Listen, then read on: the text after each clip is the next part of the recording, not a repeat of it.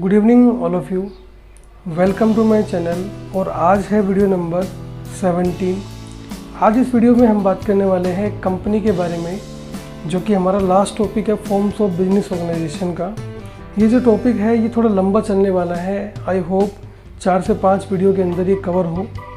तो इससे पहले हमने बात की थी कोऑपरेटिव सोसाइटी के बारे में। अगर आपने वो वीडियो नहीं देखे हैं तो उनका जो लिंक है मैं आई बटन पे दे दूँगा, साथ में आपको डिस्क्रिप्शन पे भी लिंक मिल जाएगा, वहाँ से भी आप जाके उन वीडियोज़ को चेक कर सकते हो। तो आज हम खाली बात करने वाले हैं कंपनी का मतलब क्या होता है और कंपनी के फीचर्स क्या हैं।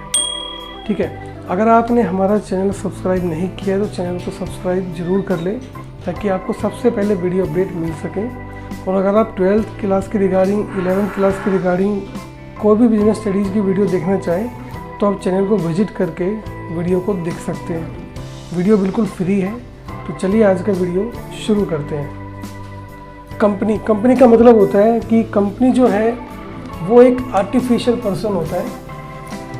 आर्टिफिशियल पर्सन का मतलब है कि जो कंपनी है वो लॉ के द्वारा बनाई जाएगी। और यहाँ पे लॉ कौन सा एप्लीकेबल होगा? यहाँ पे लॉ एप्लीकेबल होगा कंपनी एक्ट 1956। और जो भी बिल्कुल लेटेस्ट है वो कौन सा है? 2013 का जो नया बिल्कुल चेंज होके एक्ट आया वो।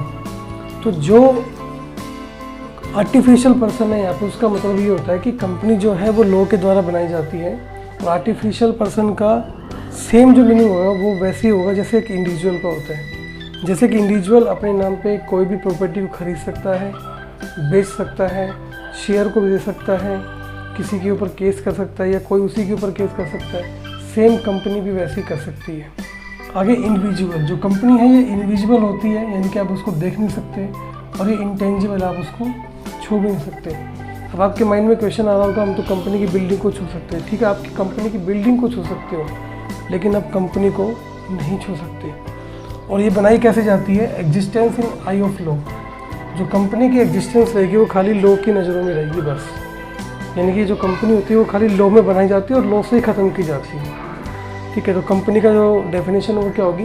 Company is an artificial person, invisible, intangible and existence in the I of law.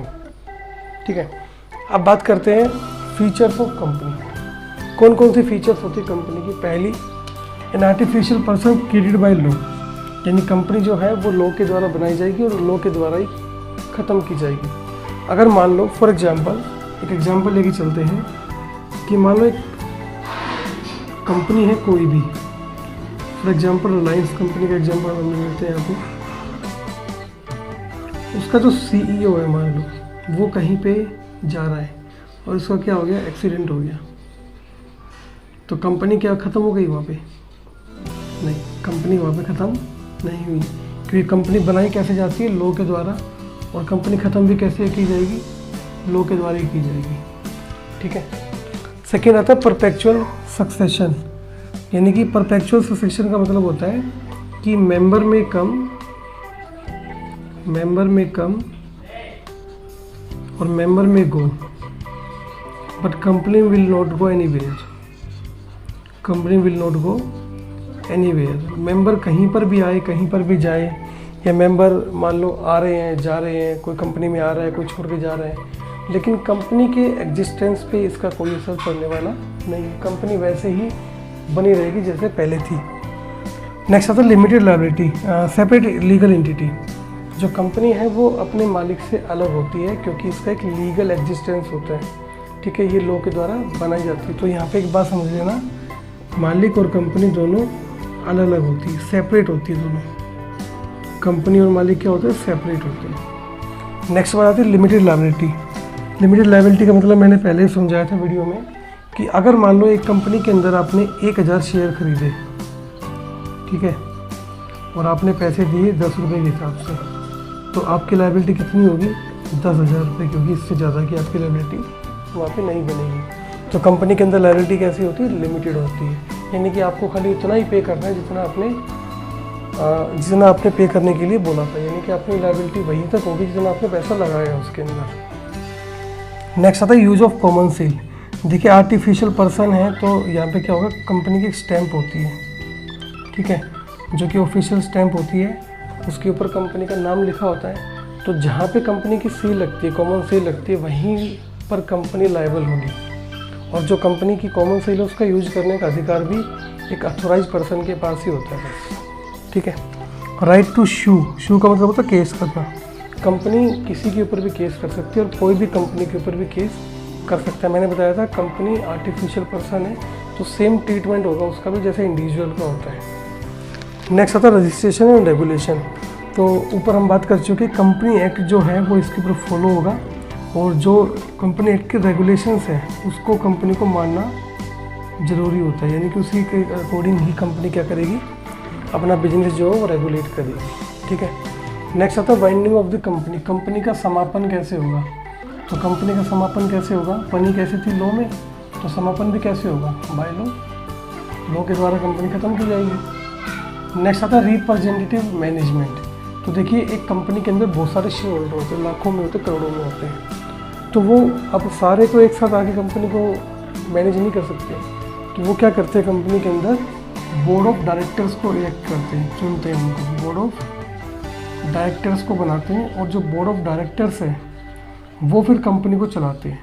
और वो जो बोर्ड ऑफ डायरेक्टर वो किसके लिए जिम्मेदार होते हैं, वो रिस्पॉन्सिबल होते हैं शेयर होल्डर्स को। अगर कंपनी अच्छा परफॉर्म कर रही है नहीं कर रही तो वो शेयर होल्डर्स को जवाब देने के लिए रिस्पॉन्सिबल होते हैं। नेक्स्ट आता है ट्रांसफ़र ऑफ द शेयर्स। देखिए एक बात समझने की यहाँ पे क्या है कि अगर आपके पास किसी भी कंपनी के मान लो 1000 शेयर है, फॉर एग्जांपल किसी भी कंपनी के लगा सकते हो आप। मान लो आपके पास यस बैंक के शेयर है 1000, आपने खरीदे थे उसको 20 रुपये के हिसाब से, तो आपने कितना पैसा लगाया था यस बैंक के अंदर? 20,000 रुपये, ठीक है।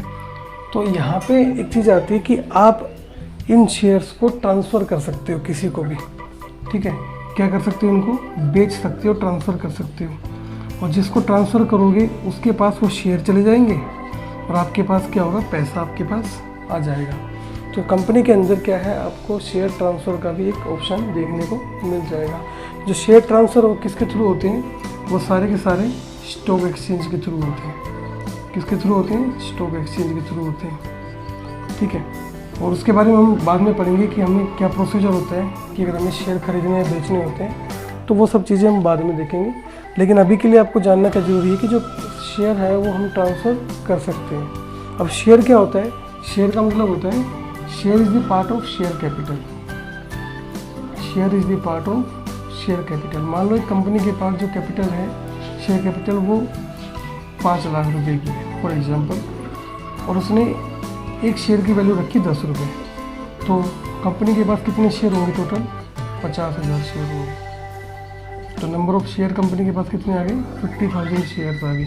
यानी कि 50,000 लोग इन शेयर्स को खरीद सकते हैं, या एक आदमी भी खरीद सकता है, 10 आदमी मिलकर खरीद सकते हैं।